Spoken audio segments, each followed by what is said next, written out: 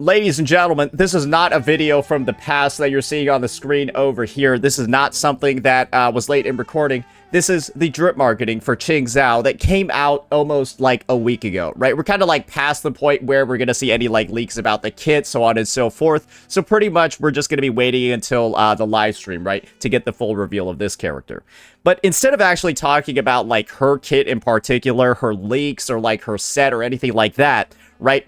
There are none, by the way. There are no leaks of anything. It's this beta is starting pretty late, just so all of you guys know.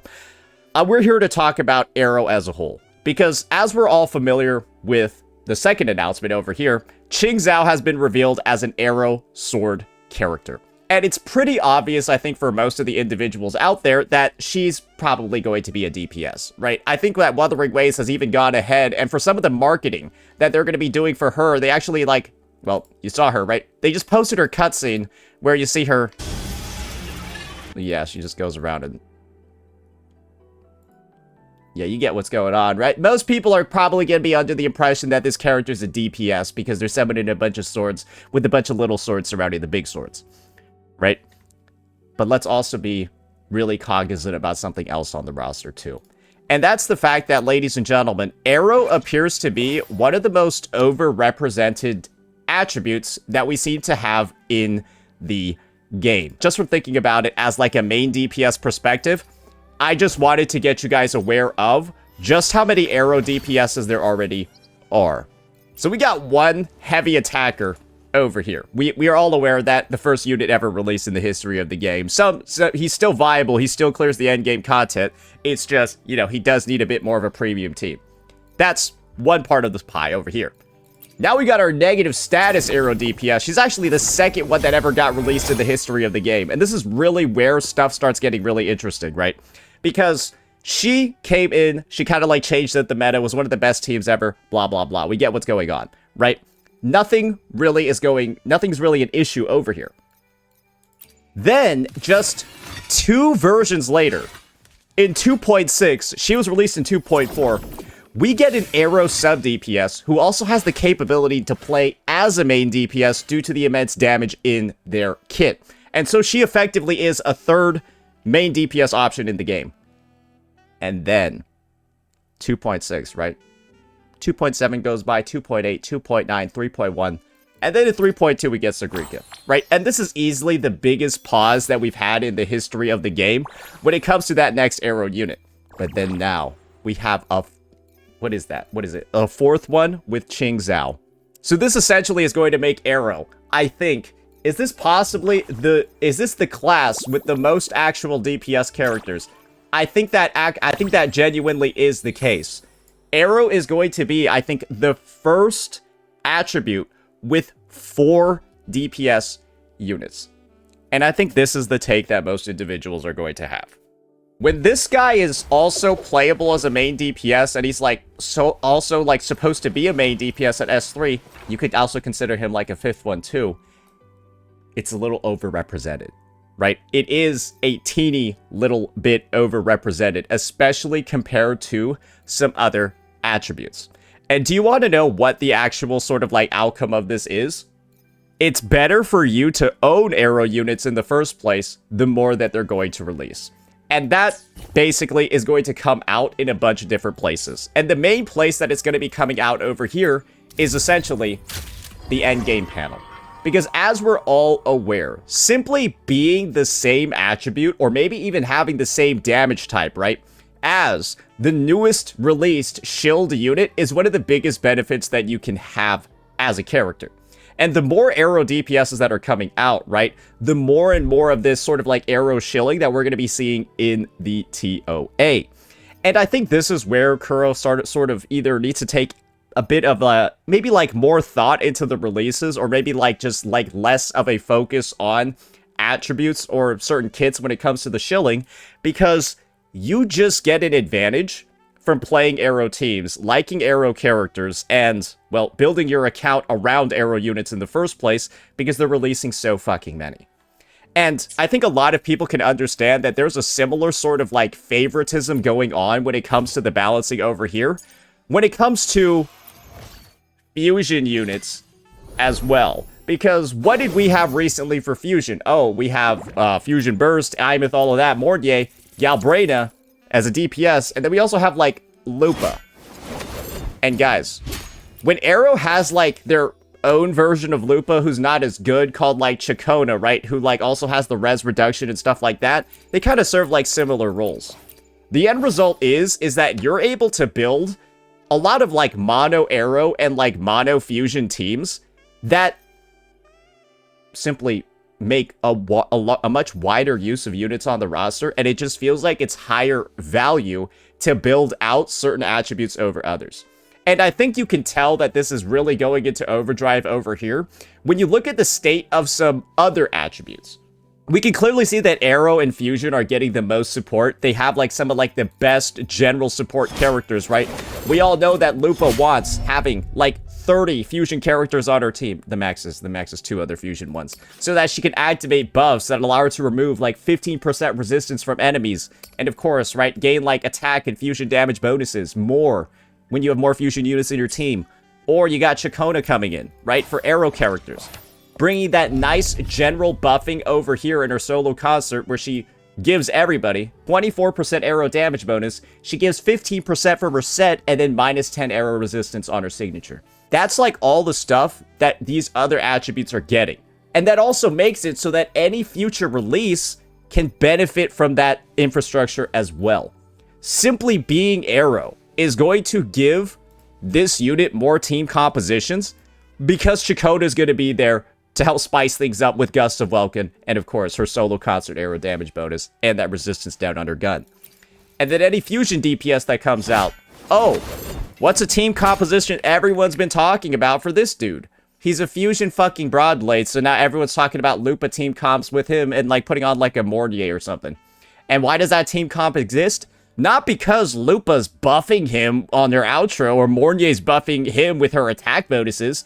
That team only exists because of Lupa's buffs, and her outro is like fucking basic attack damage when he's heavy attack. But that's still going to be a crazy meta-viable team, and that's only because he's Fusion.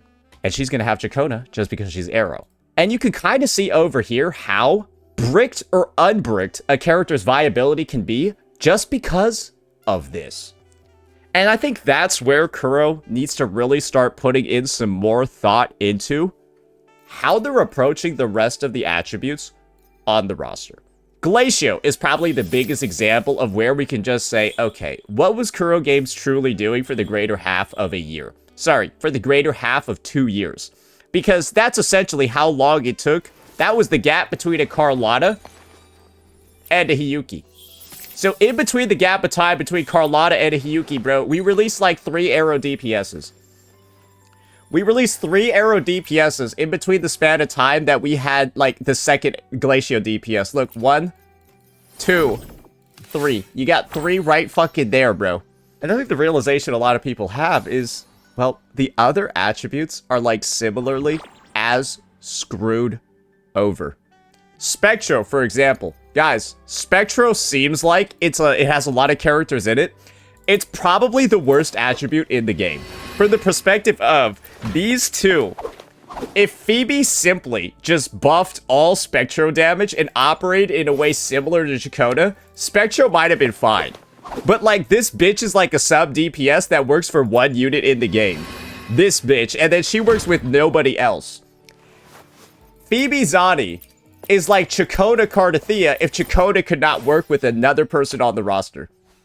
And so Spectro is kind of fucked over because she's meant to be like the Lupa, the Chacona, but she just doesn't do anything like it at all. And so the future releases that come out, she's like cosmetically a Spectro character. Her being Spectro has so little to do with her actual meta relevance, it's unreal. It's her liberation and general buffing. She could not even have an attribute, bro. She could be physical damage and she would be broken. That's like how her kit works. She could just do white damage, bro, and she would be just fine as a character. The Spectro part is not real. Then we got Luke Herson. And once again, Luke Herson being Spectro, it's not a thing that you factor into his kit, right? We're thinking about, even though Jing Ran is a fusion heavy attacker, we're not only building team comps based off him being a basic attacker. Or, sorry, being a heavy attacker. We're not building just team comps based off him being an HP scaler. Luke only has team comps built around him being a basic attacker or him being a Toon Strain DPS.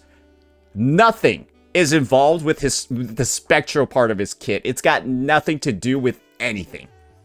And I think that's where certain characters really do start feeling like less valuable than others. The fact that this guy over here is going to have a traditional team composition where you maybe put a Yuno on his team for the heavy attack buffing, or you put on a Mortefi on his team for the heavy attack buffing. That's kind of like what a Luke would feel like. Then you get the extra spice of having the Lupa teams and all the monofusion variations that get put on top, and that just automatically gives him 2 to 3 extra teams. So for the price of a single character, because of how Kuro's building their roster, right? One character lets you build 5 teams, like this guy, while another one only lets you build 1 or 2. And inherently, what's more valuable? Being able to build 5 teams and play the game in 5 different ways with 1 unit, or pull 1 unit who costs the exact same as the other and you can only play them in 1 or 2 different ways. Just let me know which one you think is better. Obviously, it's the one where you have more gameplay, more possibilities, and of course, right, more ways to enjoy the game. You're literally getting more bang out of your buck from pulling Aero characters, from pulling fusion characters. And do you want to know who are the attributes that are simply just the most screwed over? Electro is easily at the bottom. Electro is easily... You might have... Glacio is in an easy second place because all they have is like Glacio Chafe and like that's sort of it. Alright, peace out. See you later. Electro's got nothing. Bro, do you see anything in the game that says give Electro damage bonus to the team?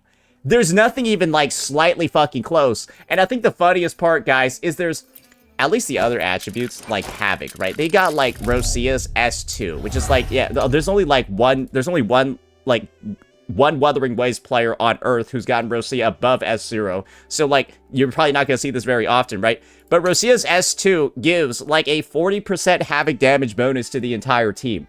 And that's essentially where you get like that grouping or like that general level of support, right?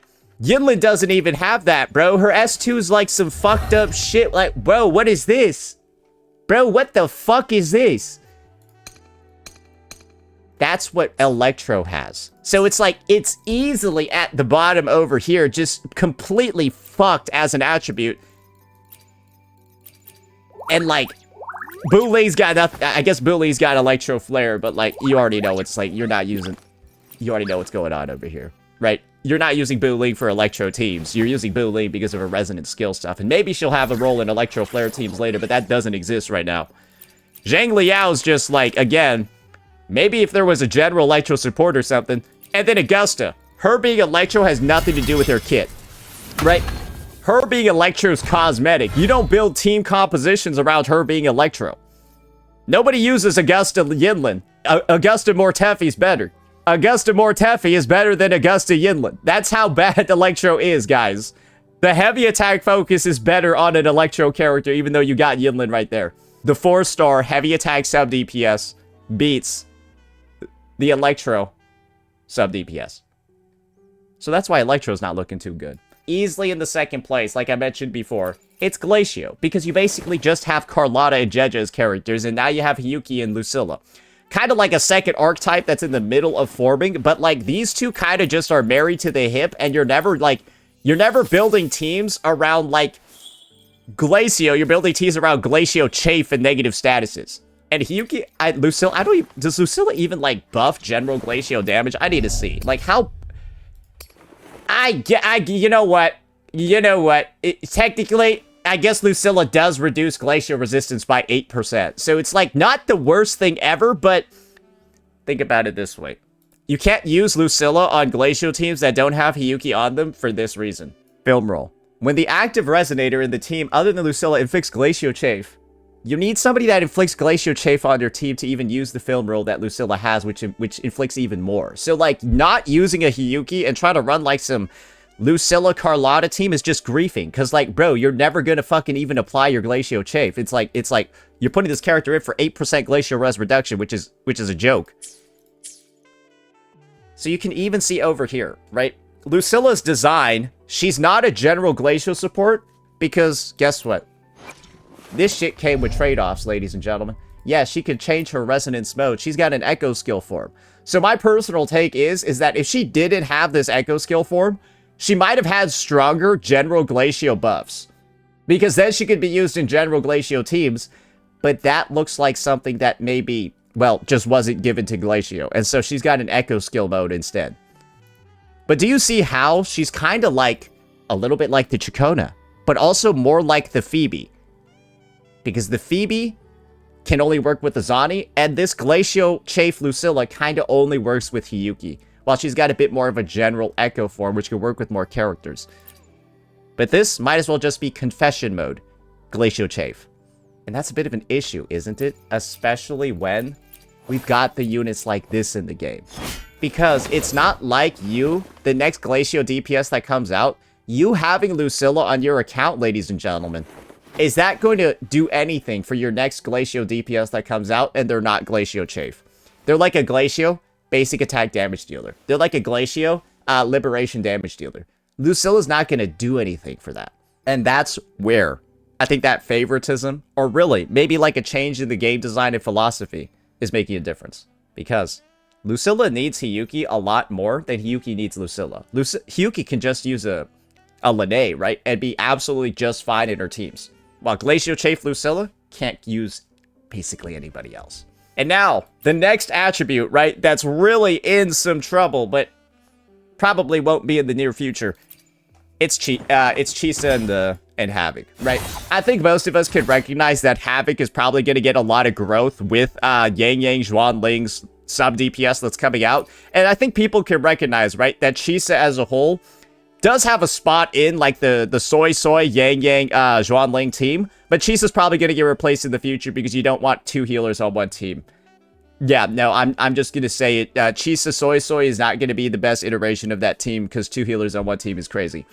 Right? I think most people get that. I think most people understand that fundamentally. Suo Ming, I think, is a unit that a lot of people think is going to be that character in the future, but this is also another realization that people need to have right now. Havoc is only in third place because you've already still got Dan Jin.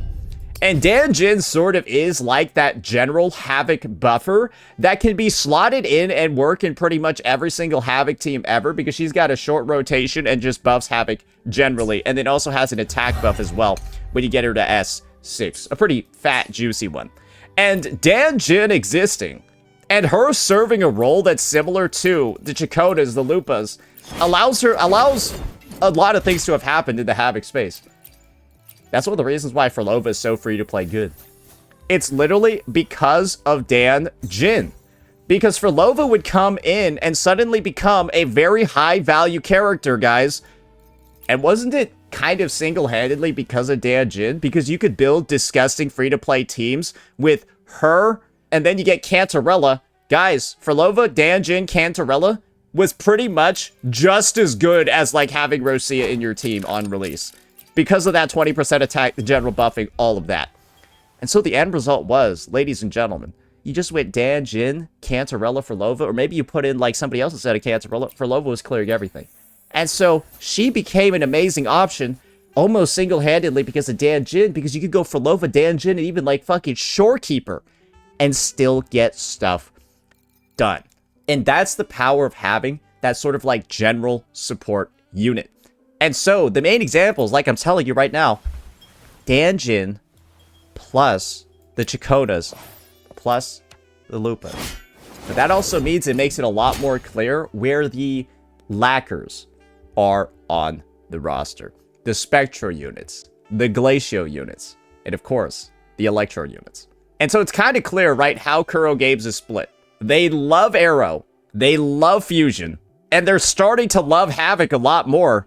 But what the fuck is going on with Glacio? What is going on with Spectro? And what the hell is going on with Electro?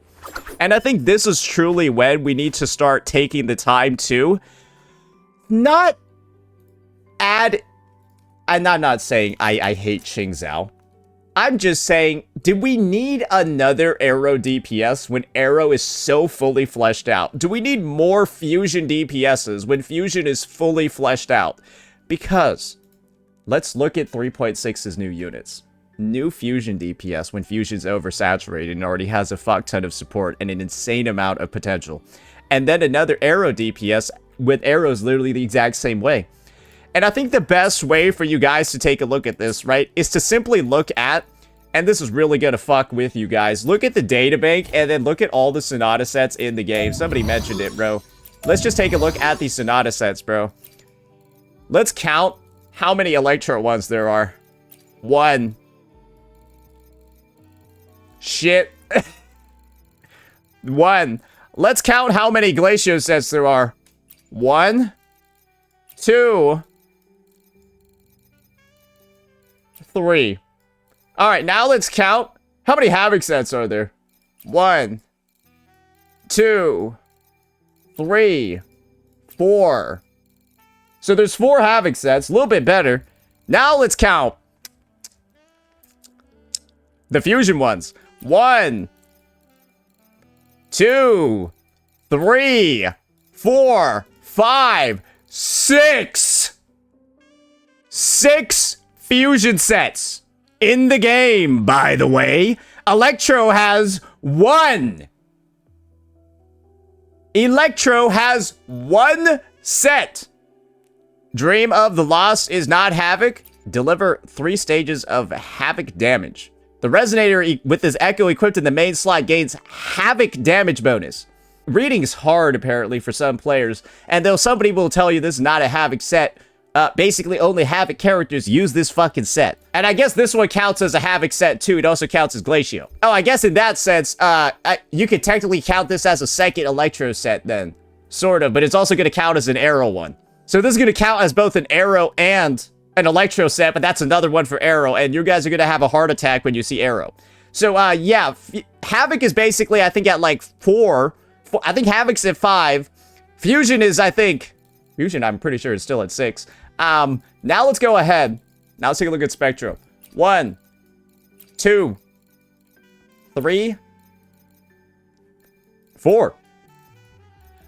Spectro's got 4. Brad's set counts as a Fusion set too? Oh, you're fucking right. Yeah, Brad's set also counts as a Fusion set. That's 7. That's 7. Now, it's time for the Aero sets. 1,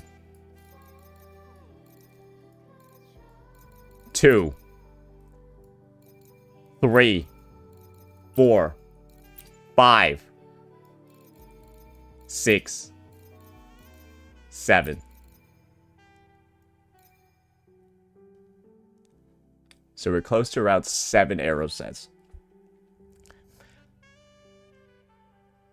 So Fusion and Aero are both at like 6 or 7 Sonata sets each.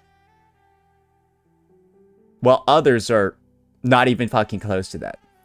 That probably puts into perspective, right? And I didn't count like generalist support sets in here, like what's it called? Like Halo Starry Radiance, all of those. I guess you technically Halo Starry Radiance is a Fusion one too.